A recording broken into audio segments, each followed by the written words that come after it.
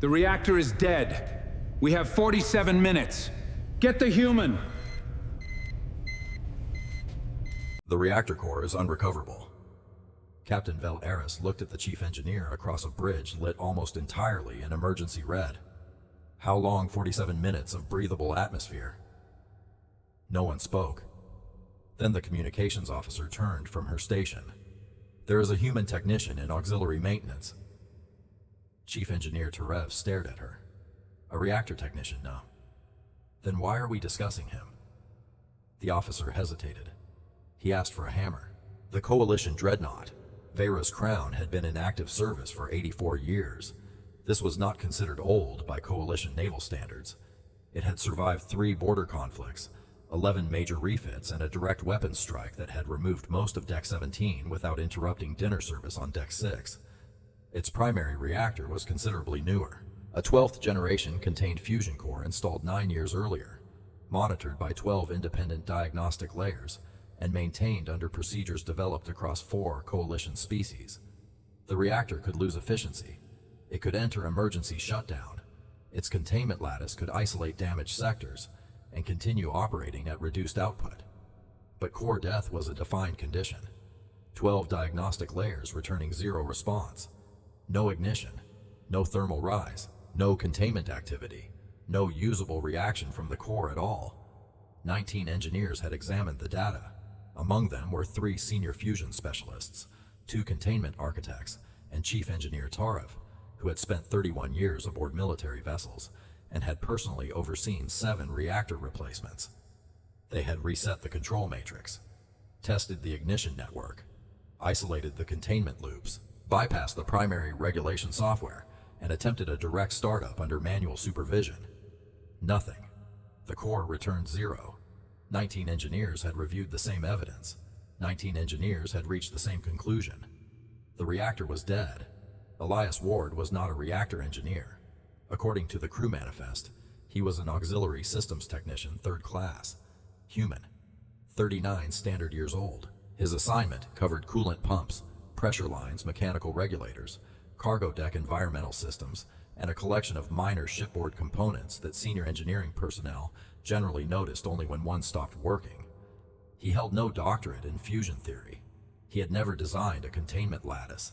He had not attended any of the Coalition's advanced reactor institutes. Elias had spent 17 years maintaining cargo ships, mining platforms, and 2 orbital refineries whose machinery had been old when his father was young. Machines Elias had learned developed habits. A pump with a worn bearing complained differently from a pump with a bent shaft. A pressure regulator preparing to fail had a rhythm. A cooling line with trapped vapor sounded almost healthy. Almost was usually the useful part. Diagnostic systems were excellent at identifying measurable failure. Elias had spent most of his career around machines that preferred to become irritating several weeks before becoming measurable. When he entered the primary engineering compartment, 19 engineers were watching the reactor status display. Elias was looking at the wall. Final manual ignition attempt failed, one of the specialists reported. Tarev's posture did not change. All 19 assessments remained in agreement. One by one, the engineers confirmed. Tarev turned to Captain Vel Eris. The core is unrecoverable. Options none that restore primary power. The captain looked toward the atmosphere estimate. 43 minutes. Tarev continued. We conceal 6 additional compartments. Reduce life support distribution. Place approximately 1/3 of the crew into emergency stasis. Approximately, the stasis systems are operating on auxiliary power. We cannot guarantee all chambers will complete suspension. The captain understood the sentence. So did everyone else. Begin selecting personnel.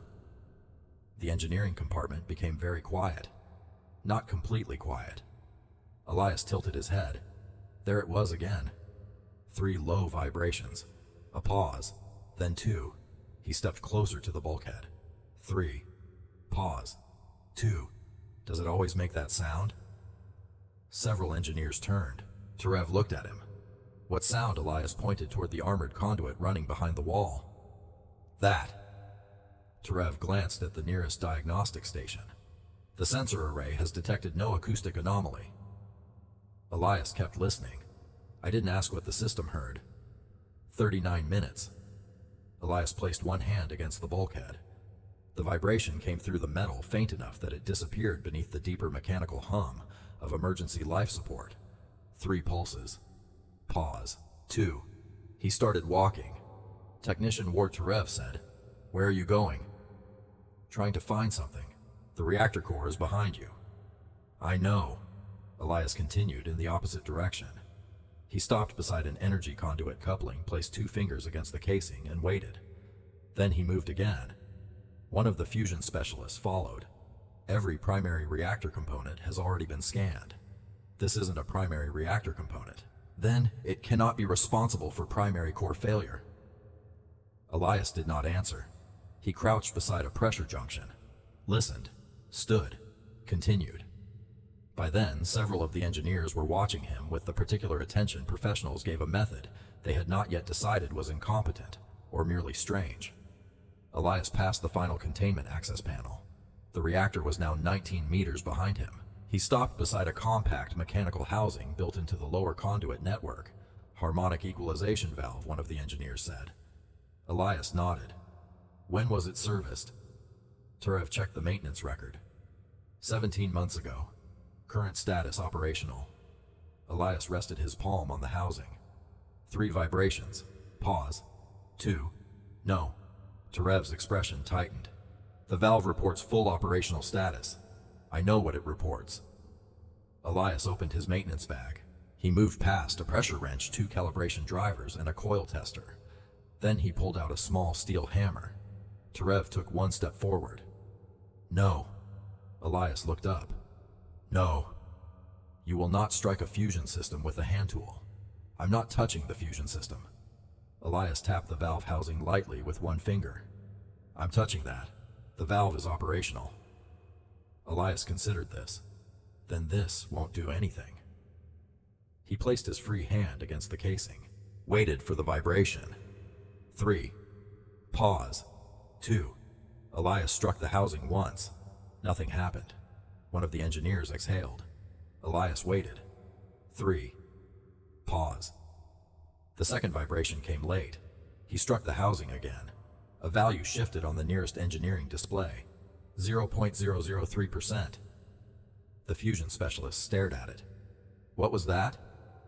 Elias raised 1 hand. Quiet. 35 people in the engineering compartment became silent. Elias closed his eyes. The vibration came again. 3. Pause. 1. He adjusted the angle of the hammer and struck the valve a 3rd time. There was a click, a very small click, the kind of sound that would have disappeared completely beneath normal ship operations. Then the deck moved. Emergency lights flickered. Somewhere behind 19 meters of armored bulkhead, a deep mechanical pulse traveled through the Vera's crown. The reactor status display changed. Core response detected. The first reading appeared. 12%, then 31, 64. Containment stabilization engaged. Primary power distribution restored. Life support transferred automatically from auxiliary systems. The red emergency lights went dark. Normal illumination returned. Reactor output stabilized. No one spoke. 19 engineers had spent 31 minutes trying to make the core respond. Elias Ward had struck a secondary valve 3 times. The reactor had answered. Terev was the first to move. He crossed the compartment, stopped in front of the valve, and looked from it to the reactor display. How Elias returned the hammer to his bag. Valve was stuck. The diagnostic system reported it as operational. It was operational. Terev stared at him. Elias pointed toward the technical schematic. The electrical actuator was receiving commands. Position sensor had continuity. Control system asked the valve if it was working, and the valve said yes. Then why did it fail? Because nobody asked how far it opened. Terev pulled the valve telemetry onto the display. Elias continued. It's stuck in an intermediate position, maybe 11% open. Enough movement to confirm an actuator response. Not enough to equalize the pressure oscillation. One of the containment architects was already enlarging the conduit schematic. Her eyes widened. The restricted flow would create harmonic feedback. Yeah. She traced the energy route. The feedback enters the containment monitoring network here, and the controller reads it as phase instability, Elias said. Terev turned toward the reactor. so the containment system prevented ignition. It did exactly what it was supposed to do. Silence returned. Different this time. The engineers were no longer looking at Elias. They were looking at their own displays, at the reactor scans, at the control logs, at the data they had reviewed again and again, while 47 minutes of breathable atmosphere became 43, then 39. The reactor core had shown zero response because the ship's safety system had refused to permit a response. The core had not failed. It had obeyed. Tarev looked at Elias. How did you diagnose a fusion reactor by listening to it? Elias shook his head. I didn't. Tarev waited. Elias closed his maintenance bag. I listened to the thing next to it. 6 hours later, Chief Engineer Tarev was still reviewing the diagnostic record. He found the first warning buried beneath 11 pages of reactor telemetry. Non-critical mechanical variance. The harmonic fluctuation had been recorded 17 minutes before core shutdown. The diagnostic system had seen it. Every engineer in the compartment had access to it. No one had considered it relevant. They had been investigating a dead reactor. A secondary mechanical variance was background noise. Tarev found Elias in auxiliary maintenance. The human was lying beneath a coolant pump with one arm inside an access housing. Technician Ward. Yeah. Why didn't you inform us sooner? Elias slid out from beneath the pump. I did. You asked whether the conduit always made that sound. Yeah. Tarev waited. Elias looked at him. Tarev said, that was you informing us. Elias thought about it. Could have phrased it better. For several seconds, Tarev said nothing. Then he looked at the worn maintenance bag beside the pump. What do humans call the diagnostic method you used? Elias followed his gaze to the hammer. Maintenance. Tarev returned to primary engineering. He opened the official incident report. The preliminary cause remained at the top of the document. Primary reactor core failure. Tarev deleted it. In its place, he entered secondary mechanical interference. Then he added a new recommendation to coalition engineering review procedures. Investigate the initiating condition before classifying the final response. The reactor had never been dead. They had simply been asking the wrong machine.